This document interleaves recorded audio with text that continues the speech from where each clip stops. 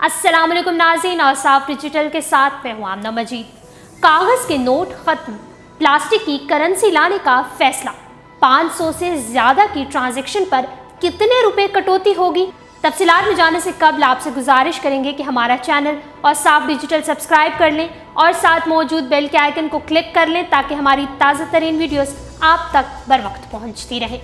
हुकूमत ने इक्तिसादी निज़ाम में इनकलाबी इस्लाहात पर काम शुरू कर दिया है और बड़े नोट खत्म करने की तजवीज़ के अलावा कागज़ की जगह प्लास्टिक करेंसी मुतारिफ करवाने का फैसला भी किया गया है।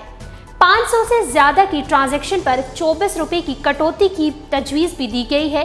ये तजावीज़ वजारत ख़जाना और इक्तिसादी माहिरीन की मदद से की गई हैं, जो वजारत ख़जाना, स्टेट बैंक और हुकूमत को भिजवाई जाएंगी। निजी टीवी ने वजारत ख़जाना के ज़राए के हवाले से बताया है कि बाज़ हलकों की जानिब से तजवीज़ दी गई कि कागज़ की करेंसी नोट खत्म करके उनकी जगह पर प्लास्टिक की करेंसी मुतारिफ करवाई जाए।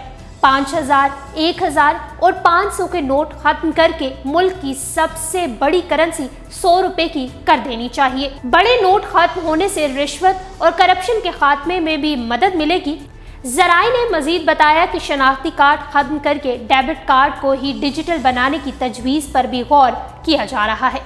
तजवीज़ में ये भी शामिल है कि 500 से ज़ायद रकम का लेन देन कार्ड के जरिए किया जाएगा।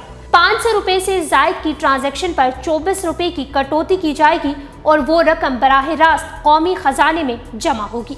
इस रकम के बदले में शहरियों को तालीम और सेहत की सहूलियात फराहम की जाएंगी और इस वजह से सार्फिन को बराह रास्त टैक्सेस में छूट भी दी जा सकती है। अब तक के लिए इतना ही। अगर ये वीडियो आपको पसंद आई है तो इस वीडियो को लाइक करें, शेयर करें और इस हवाले से आप अपनी कीमती राय का इजहार भी कर सकते हैं। डेली और साफ को इंस्टाग्राम पर फॉलो करने के लिए डिस्क्रिप्शन में दिए गए लिंक पर क्लिक करिए।